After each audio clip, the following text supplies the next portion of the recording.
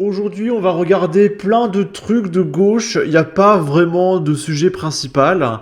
On va commencer avec Raphaël Arnaud, ce triple fiché S qui a menacé de mettre une balle dans la tête d'Alice Cordier qui n'est toujours pas en prison, qui explique, attention, soyez vigilants à Lyon. Et qu'est-ce qui se passe à Lyon?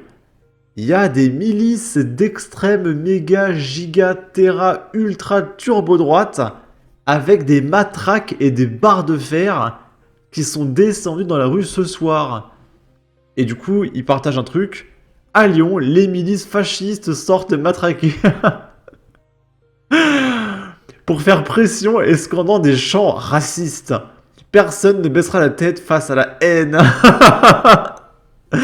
Alors peut-être qu'ils ont des barres de fer. Moi, dans cette vidéo, je vois pas de barres de fer. Hein. Je vois des mecs avec une banderole. Après, je veux bien croire qu'ils aient des barres de fer, mais en tout cas, j'en vois pas. Hein. On va écouter ça, les fameux chants racistes.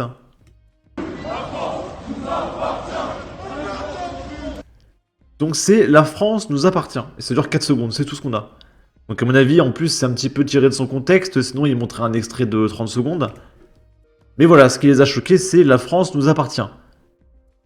Mais je comprends pas parce que Jean-Luc Mélenchon, il avait dit le Sri Lanka aux Sri Lankais, les Libans aux Libanais et la Palestine aux Palestiniens. Et là, t'as des mecs qui disent la France est à nous. Et là, c'est des chants de haine, de milices fascistes, d'ultra-droite. Je comprends pas en fait. T'es en train de me dire que les Palestiniens et les Libanais sont d'extrême droite. Et pourquoi tu défends l'extrême droite alors?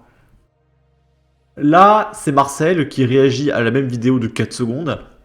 Défilé de fascistes aux airs de ratonnade en cours à Lyon, en toute décontraction. Ce n'est certainement pas Retailleau qui va lutter contre ça. Là, c'est un militant d'extrême gauche nantais, on est à Nantes, qui a été surpris en train d'arracher des affiches où il avait écrit « Pointeur étranger dehors ». Pris en flagrant délit, il s'est ensuite enfui. On va regarder ce courageux monsieur. Voilà, étranger dehors. Ça plaît pas Donc on peut voir qu'il se cache avec les feuilles exprès. trop visiblement. Là, il fait un petit doigt.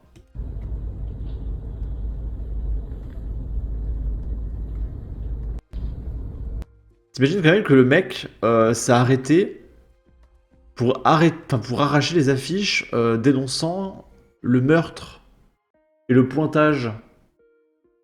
Je comprendrai jamais de faire de tels actes. Pareil, ceux qui ont interrompu l'hommage à Philippines. C'est-à-dire que les mecs ont gaspillé de leur temps libre pour se rendre à un hommage, pour aller foutre la merde et insulter des morts. Au lieu de rester à la maison, je sais pas, jouer à Mario Kart. Je comprends pas. Et du coup, ce monsieur s'appelle Edgar P. Et il est étudiant à Sciences Po. C'est toujours le même profil. C'est un militant d'extrême gauche qui revendique continuellement sa haine de la police sur les réseaux sociaux. Ok. Là, c'est un petit mème. On est en 1850 et il y a un mec qui dit « Sans les esclaves, qui va ramasser le coton ?» Et après, on est en 2024 et le mec, il a un t-shirt drapeau communiste, LGBT, etc. « Sans les migrants, qui va nous livrer nos Uber Eats ?» Ensuite, là, c'est un mec, mais en fait, c'était tellement violent que Twitter l'a bloqué, l'a supprimé. Donc c'est pour vous dire le niveau de la gauche, et du coup, je sais plus ce qu'il disait. Mais voilà. Comme ça, vous savez que les gauchistes dépassent quand même sacrément les bornes. Là, c'est Thomas Guenol qui explique que la France doit indemniser tous les pays qu'elle a colonisés. Parce qu'il faut qu'on gaspille du pognon, d'accord? On a trop de pognon et il faut le distribuer. On va écouter ça. Oui, Bruno Retailleau a fait une interview. Ministre de l'Intérieur. Voilà, ministre de l'Intérieur. A fait une interview assez longue sur une autre chaîne. Et LCI, on peut le dire. Hein. Entre autres sujets, il abordait la question de la repentance coloniale pour dire que c'était pas bien de commencer à dire que s'excuser pour la colonisation. Voilà. Et je suis profondément en désaccord avec ça. Et je me demande combien de temps on va se traîner ce boulet de ne pas regarder en face qu'il y a matière à réparation. La France, elle a colonisé plusieurs pays, essentiellement d'Afrique, mais pas seulement d'ailleurs.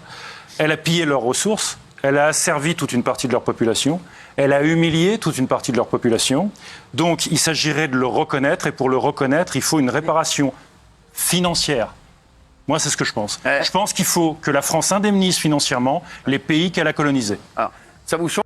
Voilà, il faut payer. Et vous savez quoi? Moi, je suis d'accord avec Thomas Guenol. Et je veux que la Norvège indemnise la France. Parce qu'il y a 1500 ans, les Vikings nous ont attaqués. Et c'est absolument intolérable. Donc je veux que la Norvège nous indemnise, d'accord? Pareil, là, on voit un petit peu les pays que la Turquie a colonisés. Donc peut-être que la Turquie va devoir indemniser tous ces pays. Pareil, les Arabes. Ça, c'est l'Arabie Saoudite. Et on peut voir que l'Arabie Saoudite a colonisé tous ces pays-là. Donc moi, j'aimerais bien que l'Arabie Saoudite indemnise ces pays d'Afrique qu'elle a colonisés. On peut voir là, en 1700 ans, ils ont colonisé la moitié de l'Afrique. C'est quand que les Arabes vont indemniser ces pays africains?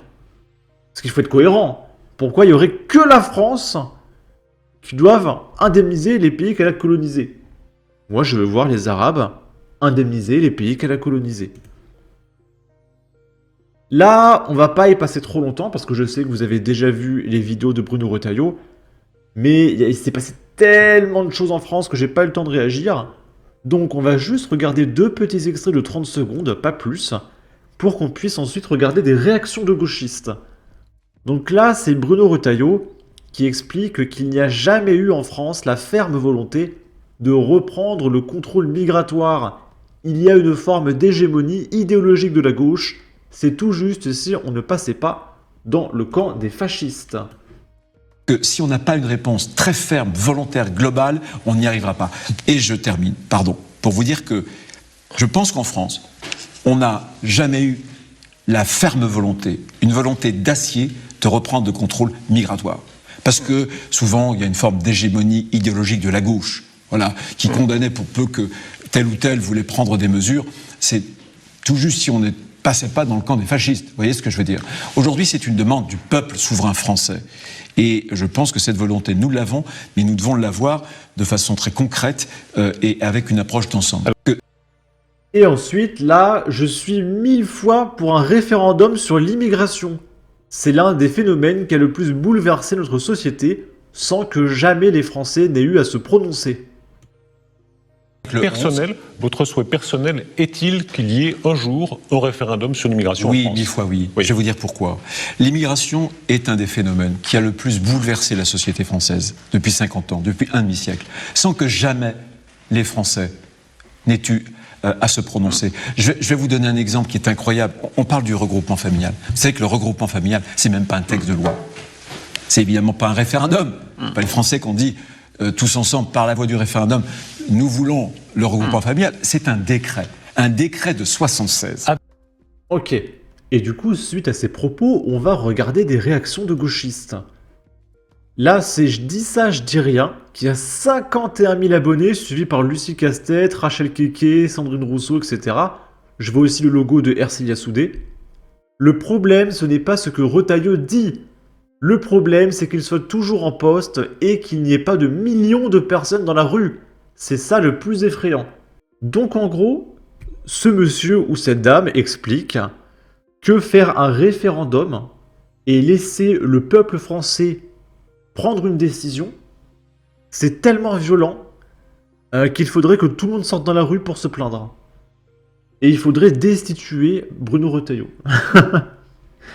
Donc comprenez bien que la gauche, si elle arrive au pouvoir, elle vous chiera dessus et entrera dans une dictature totale et absolue. Hein. Comprenez bien ça, hein, le vote, ça sera fini. Hein. Là, c'est un gauchiste qui dit « Attention, vouloir contrer Retailleau en expliquant que certains humains immigrés ont de la valeur pour la France, c'est tomber dans sa rhétorique fasciste. Les humains n'ont pas à être utiles pour être considérés, point.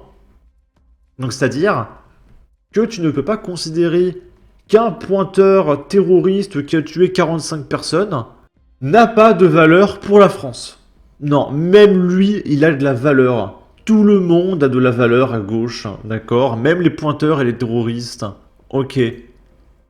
Là, c'est Mathieu Slama qui réagit à un article du JDD. Bruno Retailleau a dit « L'état de droit, ce n'est pas intangible ni sacré. La source de l'état de droit, c'est la démocratie. C'est le peuple souverain. » Il a juste dit ça. Il a dit que l'état de droit, c'est la démocratie. Et c'est trop violent pour Mathieu Slama.